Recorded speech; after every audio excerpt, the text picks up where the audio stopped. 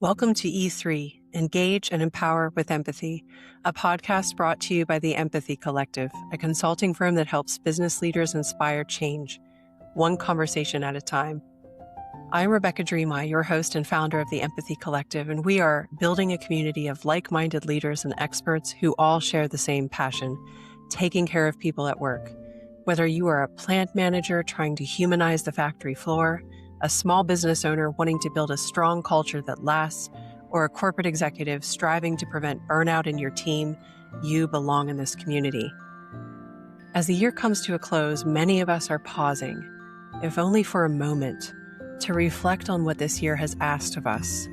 Change has been constant, resilience has been tested, and for many, the holiday season brings a mix of gratitude, exhaustion, hope, and longing. In today's special end-of-year episode, I wanted to return to two conversations that we reference in workshops with leaders because of their thought-provoking perspectives on change and what it means to be a human and a leader. My conversations with Bob Chapman, chairman of Barry-Wehmiller, and Bob Quinn, professor emeritus and co-founder of the Center for Positive Organizations at the University of Michigan Ross School of Business. Two different voices, two distinct perspectives, and yet a shared belief that leadership at its core is deeply human. You'll hear clips from Bob Chapman on truly human leadership, reminding us that every employee within the span of our care is someone's precious child, and from Bob Quinn on deep change, challenging us to step into uncertainty with courage, authenticity, and purpose. As you listen, I invite you to take these insights with you into the holiday season. Whether you're leading a team, a family, or simply trying to lead yourself through change, may these reflections offer grounding, inspiration, and a reminder that how we show up for one another matters, now more than ever. Enjoy. The flaw in the society we have today is that we thought success would be a society with a great deal of abundance, healthcare, vacations, nice homes, nice communities, good arts. But we forgot one critical component in the Industrial Revolution, which is the human revolution, where we see people as our purpose. If we saw the Industrial Revolution as a chance for people to be who they're intended to be and appreciated for that, and that these opportunities we created in these companies that were growing would give them a chance to grow and be a part of a team and share in the benefit, it would have been great. But we saw people as a function, and as the more people we could hire because we needed them, and we didn't pay them well because we cared about them. We paid them well because that's what we had to pay them. If success is money, power, and position, why today, with the most prosperous economy in our history, do we have the highest level of depression, anxiety, and suicide we've ever had? Because we forgot that when we come together in communities, in companies, in organizations, we need to learn to care for the people that we have the stewardship of for 20 hours a week, 40 hours a week. And that is the key thing that we missed. So I started talking about we need to care for the people we have the privilege of leading. The lens through which I saw people, the way I was educated and the way I experienced the world, I saw people as functions, not as somebody's precious child. That is the revelation that led to truly human leadership, that led to our book. People are our purpose, and people simply want to know that who they are and what they do matters. The foundation of truly human leadership is a focus on the people we have the privilege of leading, making sure that when they leave our care, they go home feeling valued so they can treat their spouse, their children, and behave in the community. To me, it is the key to solving issues we face as a society around the world. Clearly, this is deeply rooted in our society, this mentality that we're treating people like functions rather than human beings. So it's hard to undo something that's so integrated into the way we treat people in the workplace, which is probably why leaders are having such a hard time adopting it. This type of people-focused leadership really leads to a very strong organizational culture. And I've seen in my experience working for different companies how culture is it's this very touchy-feely subject. You can sense when it's good, you can sense when it's bad, but you can't really pinpoint what's driving it. but you can tell when there's a change in leadership at the top. You feel the shift in culture. And I imagine when you step down as CEO at Barry-Wehmiller at some point and someone else takes your role, because you've deeply integrated it into the DNA of Barry-Wehmiller, it will stay. How do you build that type of culture to the point where it's sustainable beyond just one person at the top? My greatest fear is that we were blessed with a vision of the way the world was meant to be, and it would die with me.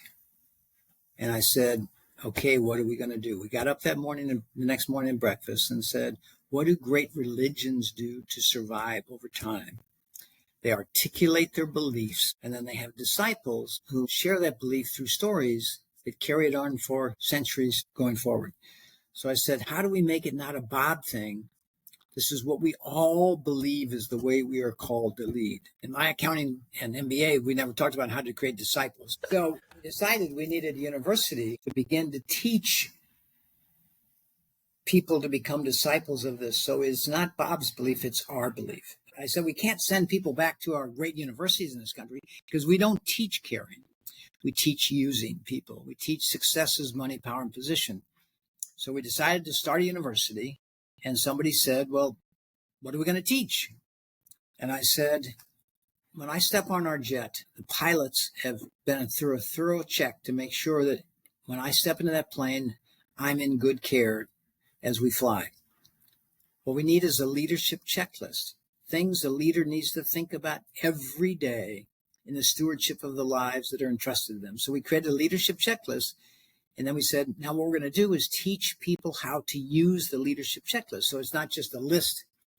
And this incredible team I had of relatively young people with absolutely no educational experience, we created a curriculum that to this day is astounding to me. We had a gentleman named David Vandermill who said, well, the first thing we need to do is teach people how to listen with empathy. And I said, David, we all know how to listen. We're adults. He said, Bob, we don't. We're going to do it. So I said, okay. So the first class was designed as empathetic listening, which never in a million years would I have ever thought it was something we needed to teach adults. The second thing, which was equally important, is I said, when I was raising our 6 kids with Cynthia, we were told that if you don't compliment your kids 5 times more than you suggest things they could do better, it's hard on them. So I said, we need to teach people recognition and celebration. How do you let people know they matter in thoughtful, timely, appropriate ways?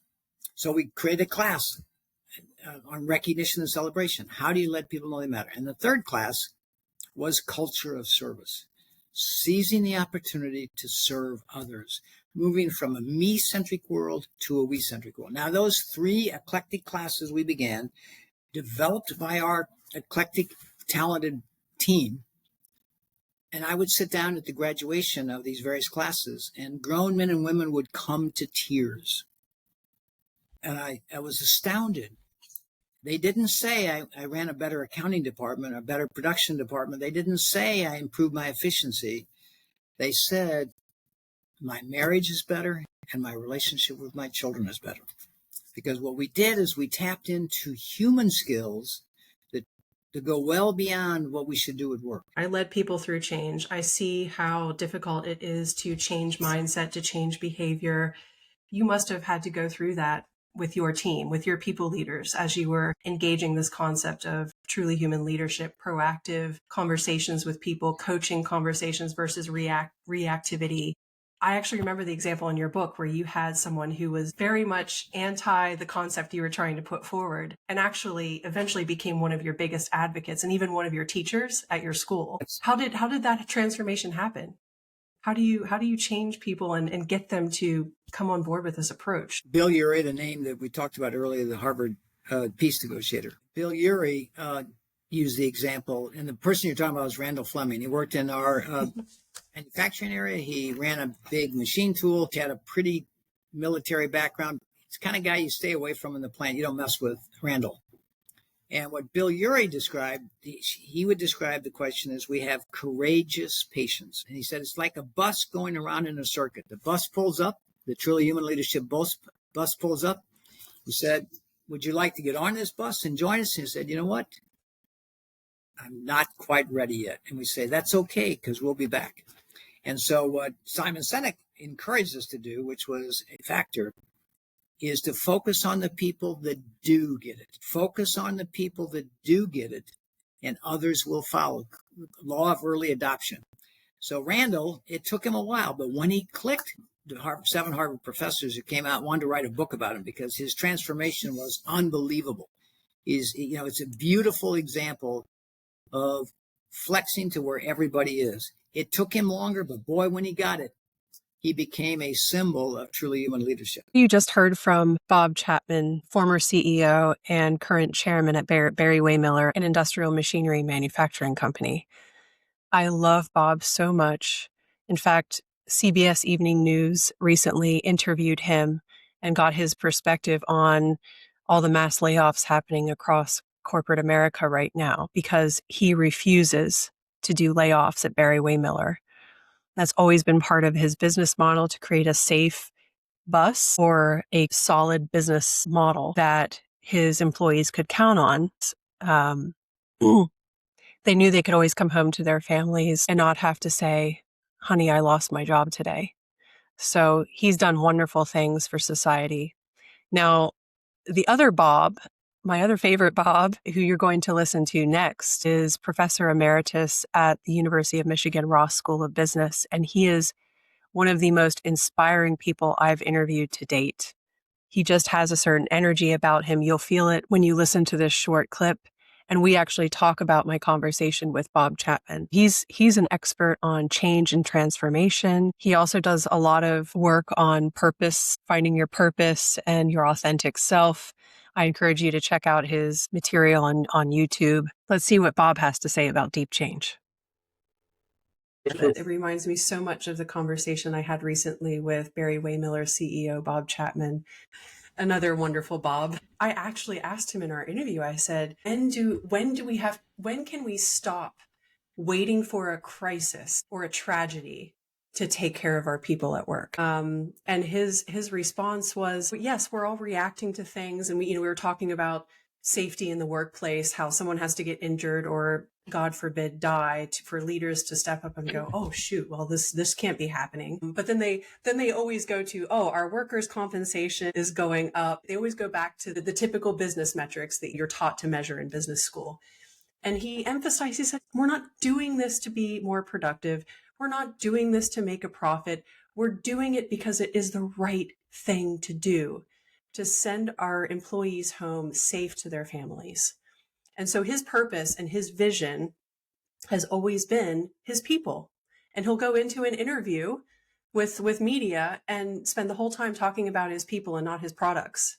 And then the interviewer will be like, Bob, you spent the entire hour not even mentioning what Barry-Wehmiller does. And he was like, my product is my people.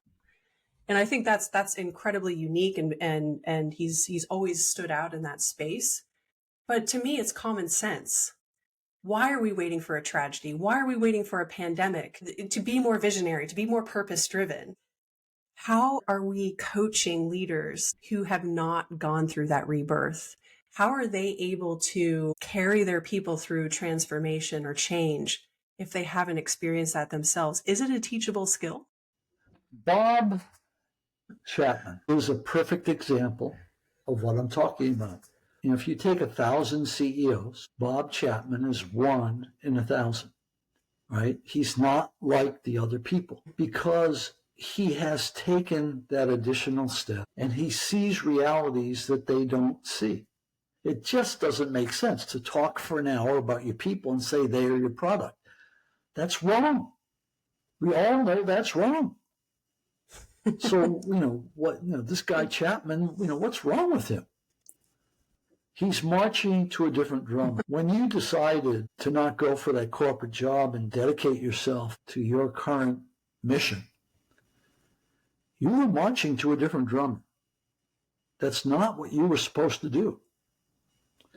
You were stepping outside the normal curve. You were moving to the far right edge of that normal curve. Now that's where excellence lives, at the far right side of the normal curve. Excellence is, by definition, positive deviance. It's deviance from the norm.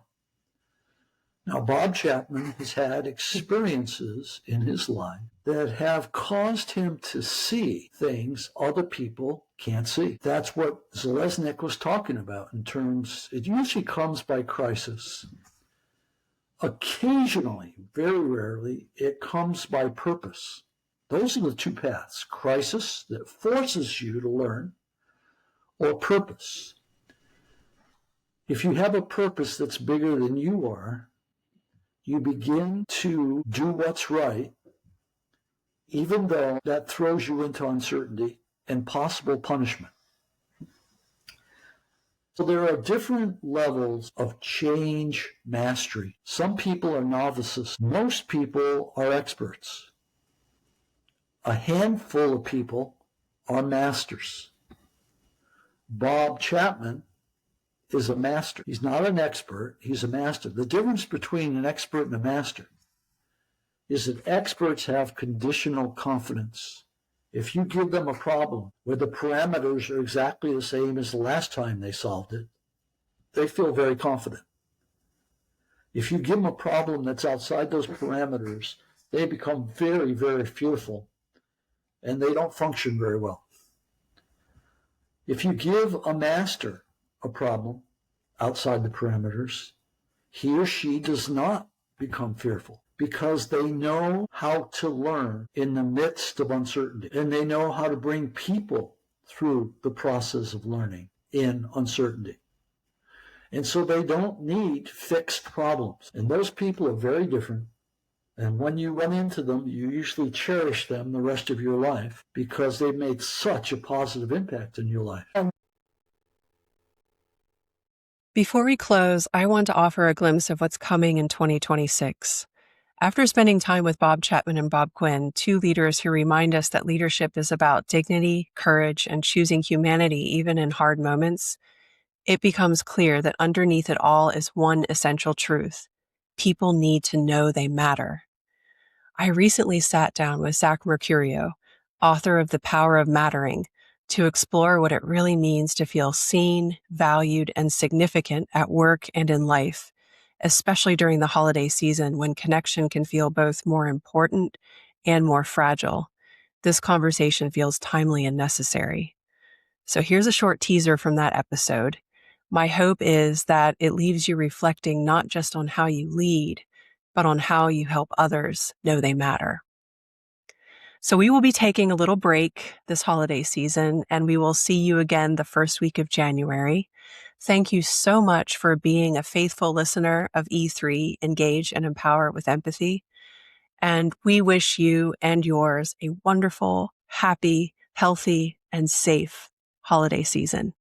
Take care. What was your observation working with janitors, the ones who felt that strong connection to purpose and felt like they could see the bigger picture of how their work is meaningful? How did that influence their day-to-day versus the ones who didn't see that? Many people that have a big world-changing purpose don't experience purpose in their work. But we also found that those people who developed that mentality, they were the recipients of regular moments of mattering. Moments of mattering are moments in which somebody gives you the proof of your impact, gives you the evidence of your significance, that help you build the belief that you're significant and what you're doing is significant. For example, that janitor that I mentioned, and I talk about this right away in the book because it encapsulates what it means to have a moment of mattering and what that effect has. During her first few months on the job, she was miserable. She didn't want to be there. She told me that she wished she could have done something more with her life. She was near homelessness. She took the job just to have a job, which is also important to know that the meaning of work is different than the meaning in work. Someone can work for a paycheck and still need to experience purpose while they're there. That's the meaning in work. And she said that she was a terrible employee, but one supervisor noticed that she was struggling, brought her into a break room, opened a dictionary, and had her read the definition of custodian to her. To the supervisor out loud. A custodian is a person responsible for a building and everyone in it. And they said, look at all of these students. These are someone's child that they're entrusting you with, entrusting us with.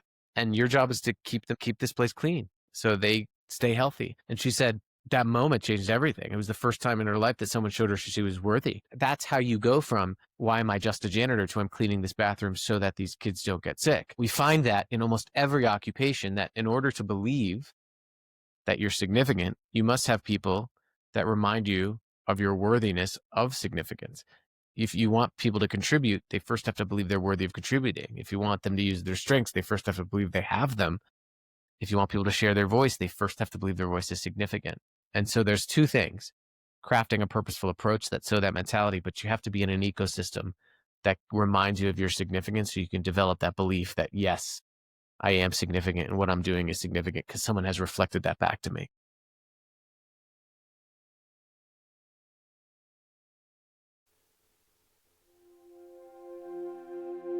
If you enjoyed this podcast and would like to hear more, please subscribe wherever you like to listen to podcasts. And if you would like to learn more about the Empathy Collective, check out our website, theempathycollective.com. Life is too short. Let's take care of each other at work so that together we can make this world a better place.